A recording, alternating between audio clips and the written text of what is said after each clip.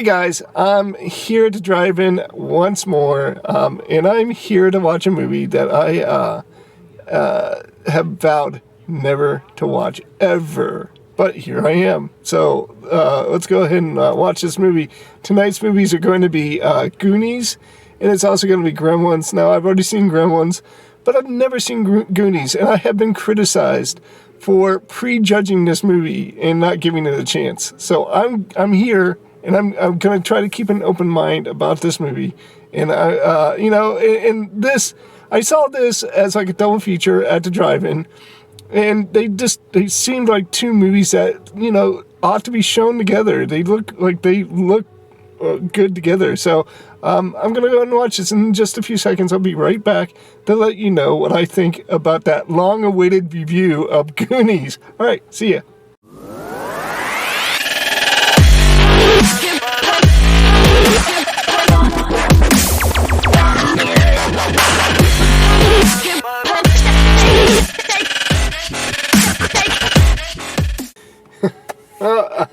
Hey guys, I just got done watching Goonies, and I really kind of wanted to like this movie because this is a movie that a lot of people grew up with and have a very nostalgic affection for this movie. I would love to say that I actually loved this movie, but I can't even say I liked this movie. Here's the thing. It had some decent aspects in the movie, but as a whole, I found this movie really annoying. We had one story plot where they were losing their home to a foreclosure, and it wasn't really all that fleshed out. I didn't know what was going on. I didn't understand this guy that was showing up. Was he a lawyer? Was he? I know he was like looking to convert that land into like some kind of resort. So these kids, through a series of events, find this map. And this is their last chance to stay in the place that they love. They want to stay in their home. So they go on this adventure that has been told in legend of this gold that was buried, I guess, on this pirate ship. And this, in their young minds, this is the last chance that they have to stay in the place that they're at. It didn't seem possible or realistic, and I understand. Look, I understand that these movies are not supposed to be realistic, but this movie seemed to be catering to the younger audience. And no fault to that. I mean, there's a lot of movies that are made for younger audiences, but they're written intelligently. This was not. They had this other subplot where the very beginning of the film, there's a prison escape. So this guy escapes from prison, and then we're introduced to the bad guys in the movie, who is like this family of convicts, right? And but they're at least squatting in this like restaurant, this like shut down restaurant. And so like when the kids stumble on this restaurant and they're discovered by this like Manson family, the most bizarre scene out of the movie is where the mother like sits them down and serves them drinks. It was really confusing. I didn't understand what they were going with that scene. Throughout the whole movie, the adventure just seemed so incredibly fabricated. It could have happened on like an amusement park ride. It was just so bad. They went through like caves and tunnels, and they struggled to get through this place. They had yet another subplot where they had this whole kind of criminal family had this brother that they had chained up, and his name was Sloth. And to be honest with you, I didn't see the purpose in that character at all, except he did kind of give me the only really great scene that I loved in this movie, and where they were trying to escape, but they were gated by this large boulder in their way, and it was Sloth that actually picked the boulder up and had the kids crawl underneath his legs, muttering the words "I love you" to Chunk as they left. And I thought it was really touching. Didn't feel enough about this movie to actually care about it. I thought the situations were stupid and just kind of annoying. The kids themselves just were very high-pitched screamers, and it was a lot of noise and chatter throughout the movie that just annoyed me instead of making me like these characters. Okay, so the benefits in the movie, like I said, the pirate ship was really cool.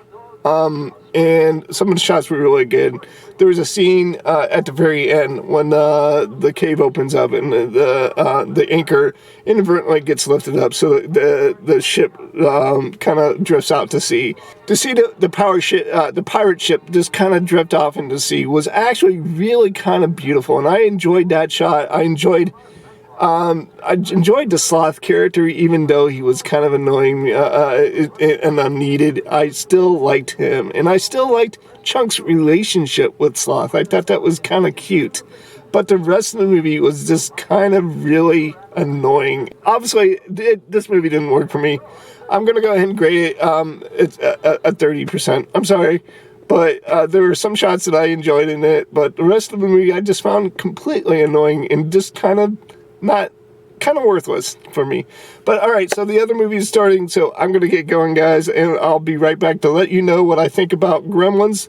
I have thoughts about it, but maybe I'll get some more while the movie's running. Hey guys, I just got done watching the movie, and going to the drive-in and watching all these older movies, it's made me kind of think. I've been seeing a lot of these like retro 80 movies, and I grew up in the 80s, so I lived through it. So I really didn't notice this as much as I do now. But these movies had a lot of cheese factor to them, a lot of it. And I think that's what I was detecting in the last movie. Although the last movie was not a good movie. It was like a lot of chattering and screaming, screeching small children reacting to kind of like almost random events and situations, and it led really to nowhere. Where this definitely had a beginning, middle, and end to this movie. It set up definite rules, and it followed the rules throughout the movie, and it came to its natural conclusion. And I don't know if I'm going to say that yet. Here's the premise of the movie. We basically have this father who is a inventor, but all the way throughout the film, he never invents one good thing. So he stumbles upon this old, like, it looks like a Chinese curious shop, or like a knick-knack shop. So the gentleman is seeking a gift for his son, and it turns out that they have a very rare item there that he catches his eye, and he wants to buy it no matter what cost it is. And even though the owner of the shop refuses to sell it to him, the son of the owner of the shop, or maybe a relative of the owner of the shop, makes a back alley deal with this guy's father, and sells him this item. And it's very there's a lot of stuff that is like kept in the shadows throughout this whole movie, and I really kind of dug that. It kind of built like a mystery or a suspense to it. It turns out that it's what is called a mogwai, which they name Gizmo. And what a mogwai is like a short little humanoid creature who is semi-intelligent, semi-articulate, and extremely cute. And I remember growing up in the 80s and watching, seeing the advertisements for this movie and seeing the buzz around this movie, and it centered around this mogwai and also the creatures that spawn off this mogwai called gremlins. And this is what sells this movie, is the small creatures. And I'll be honest with you, the animatronics that are involved with this creature, which is the definite showcase of this movie, were kind of impressive. I really did enjoy that aspect of this movie. What I didn't like about this movie, as I said before, like, all these movies have a certain sense of cheese factor to them. And that this movie is no exception to it. In fact, it seems like the natural conclusion of these cheese fest movies in the 80s, which was, to finally bring that into the horror arena. And that was what I kept on alluding to, the problem I had with this movie. It seemed to me back when I originally watched it, and granted, I have not watched this movie since shortly after its initial release. It seemed to me back then it was two tones. It had a definite like Christmas and that warm, cuddly feeling, Mogwai feeling to it in the very beginning, and it halfway throughout the movie, it turned in kind of a horror movie for me, and I didn't like that. That movie seemed to have a split personality to me back then. Upon watching it now, make no mistake about it, this, even though the Gizmo is probably the cutest thing out of this whole movie, and it spawned a lot of Christmas toys, this is pure and simple a horror movie. This is completely 100% horror movie material, and with the sensibility of an 80s movie, the total cheese fest, that total campiness of 80s movies was completely mixed into this movie. And I'm not sure if that completely works with me even to this day. And it just seems like that's what they're trying to promote, is like that extreme campiness of the 80s in this movie. And it kind of clashes with me when it dwells more on the horror side.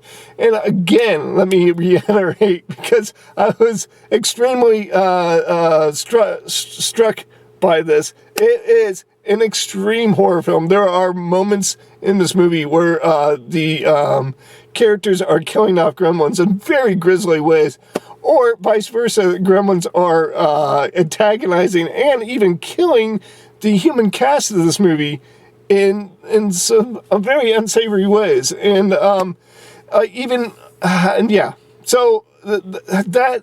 I'm not sure how to feel about that. But before we get to that, I do want to also mention that it does stars this guy right here, and it also stars Phoebe Cates, this girl right here. And I'll be honest, Phoebe Cates was, for a very short period of time, so a small window in the 80s, she was definitely the it girl. Do you guys remember a scene at a Fast Time at Richmond High where she was exiting the pool in the red bikini? Yeah. You guys remember that scene, right? Yeah, she was definitely the it girl. And even though she had only a small part in this movie, I enjoyed her in that role. I enjoyed the young kid in that in his role. I thought it worked on a certain level for this movie. I thought it worked as kind of a horror flick, and I didn't mind the plot of the movie. It just seemed like it was extremely campy, and the campiness conflicted with the horror side of this movie, and so forth. Therefore, I'm gonna go ahead. I'm gonna grade this a 75. It did have a certain amount of enjoyment to it. Whereas the Goonies is, I forget what I gave it before. I might have given it a 30%. I think that's appropriate. There's a couple shots in there that were okay, but most of the characters were not likable, and the situations were just totally ludicrous and unbelievable. So there you go. I made it, and I watched the Goonies for you guys. I made an extreme sacrifice and watched that crap. I'm out of here, guys. I'm going to go and get out of here. I don't know when the next time I'm going to see you next, but hopefully it's soon. So, as always, I'm going to go ahead and wish you guys peace. I hope that you guys are healthy and well. Matane. I'll see you guys later, and goodbye.